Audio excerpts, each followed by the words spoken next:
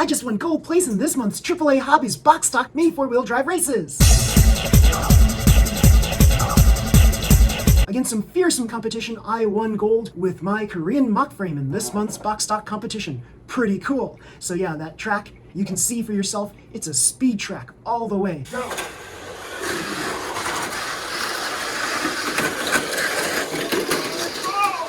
Oh!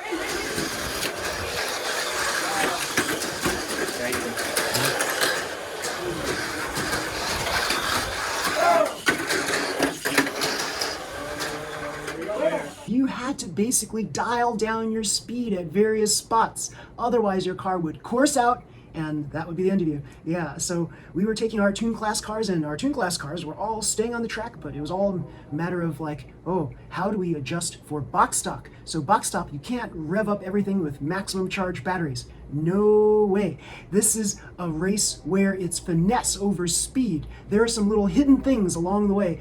A couple of tabletops, lane changer, of course. Yeah, a spin turn, whoa, and an incline. And these things might seem simple on paper. They might seem simple but just like looking at the picture of this track, it might seem like a simple track, but it's subtly deceptive.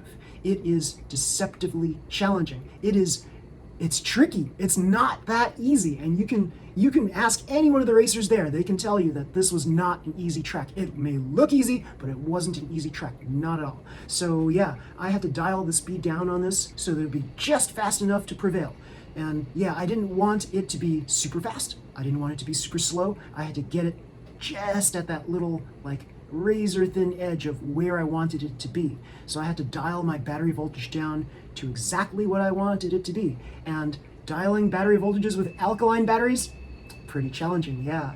You might think that you can simply take your battery checker and check for battery voltages that are equivalent to what you tested in practice, but it's not so simple, not like that, no. So the cool thing about this is, yeah, I was first place and I got a gift certificate, and also this car right here. This is the Rising Edge, an MS chassis car. I typically don't like MS chassis cars, it's just my preference, but this one looked so unique and so different that I said to myself, you know what, this looks like it could be possibly a classic of some sort, right? It looks like something from yesteryear, and it says 2011 on it, right? So it's one of those classic cars. It's one of those cars that had I continued playing with mini four-wheel drive at the time that I first started purchasing and getting into mini four-wheel drive, I probably would have owned this car, and it probably would have been like maybe one of my favorites, who knows? So yeah, I don't think there's anything special about this car in terms of like special parts in it, but the cowl looks pretty amazing. It looks pretty unique, and yeah, it's a fairly expensive car for a mini four-wheel drive car. Yeah, pretty cool. And another thing that I won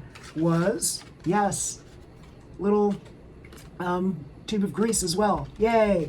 So my son won bronze, and he had a mock frame as well, and he won the following.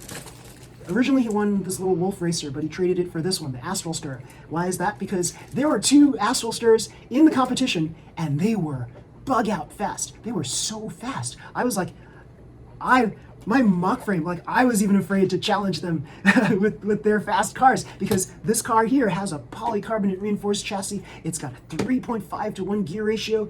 It's pretty solid. Yeah, MA chassis. Can't go wrong with MA chassis when you're doing 3-lane tracks. Yeah, pretty cool. And he also won this 13mm rollers, and these are always useful. Awesome rollers, 13mm rollers. Yay, pretty cool. So congratulations to him for bronze. Congratulations to me for gold. Pretty cool. Now in Toon Class category, neither of us fared as well. So we both had, I had Eagle and he had Blue Jay. They're basically almost carbon copies of one another, except his is a little bit faster. I made sure that his was a little bit faster because his had the carbon reinforced chassis on it. Yeah, pretty cool. And so because of the stiffer chassis, he was able to get 1 km/h more on his speed than mine, top speed. So yeah, these are not the fastest cars, but they are fast where it counts. And unfortunately, this was not a technical track. It was more speed than technical. If it was a technical track, who knows? The outcomes may have been different, yeah. Because this was like very close. It was very close to being in the finals for lane 1. And all I had to do was beat out that speed demon Derek. He had a super fast car.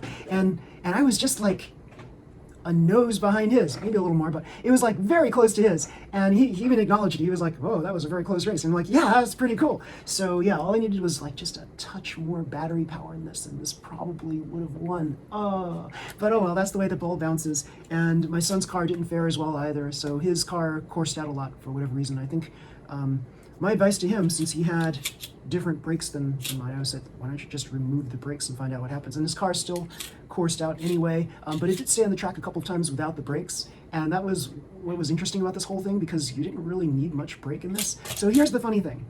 I raced this car, my new Speed Demon, Venom, and it had a Hyper Dash motor in it, and this thing went around the track like lightning.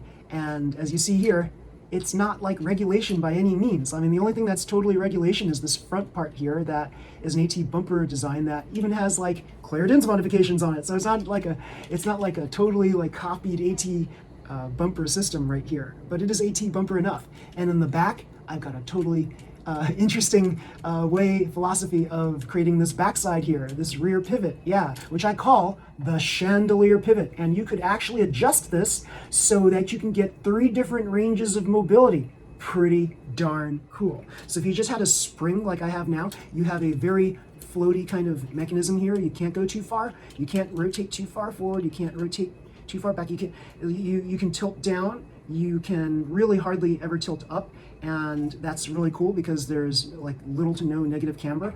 And so yeah, this is a pretty cool system, right? So yeah, you can tilt this way, that way, yeah. The front you can also tilt this way and that way, right? It's pretty cool. And we've got this twisty thing with the AT system here. Yeah, pretty cool. And I made this all yesterday, and I raced it against a whole bunch of my open class cars, and it was like so fast, just with an atomic tune motor in it. Yeah. So when I put a Hyper Dash motor in there and I raced it around my track, it was like, this is too good to be true. So I raced it at AAA Hobbies track, and it stayed on the track, and I was like, this is way too good to be true. It's still staying on the track. Pretty darn cool. And then of course, my Hyper Dash motor just started dying.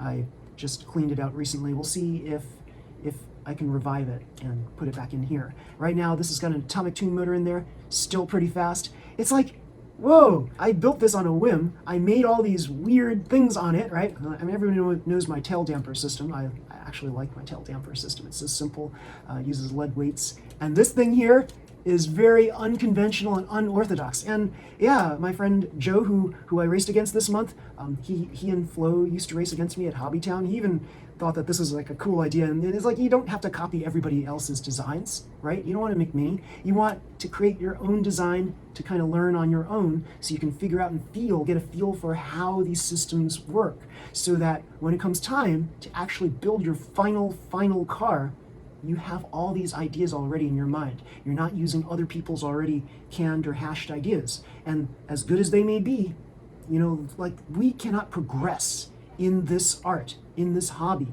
unless we experiment ourselves. That's the best advice I can give to all of you racers out there.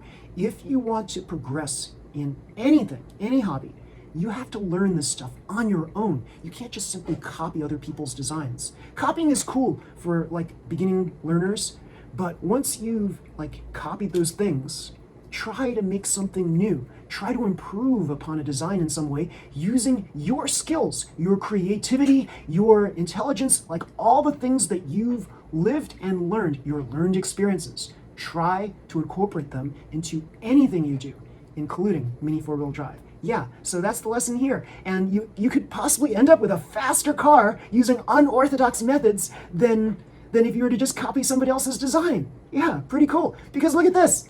This body damper here made of body catcher material, there's no weights on it, and it's still fast and stays on the track. How is that? I don't know. This just works. So yeah, experiment on your own. See what you can come up with. Maybe you can come up with an improvement. Maybe you can come up with something that other people can say, whoa, that really works. Maybe I should copy his or her design. So pretty cool, right? Yeah. So yeah, everybody, if you like this video, please slam the like button, subscribe to my channel. You'll see more videos just like this one. Until next time, everybody, see you. Bye.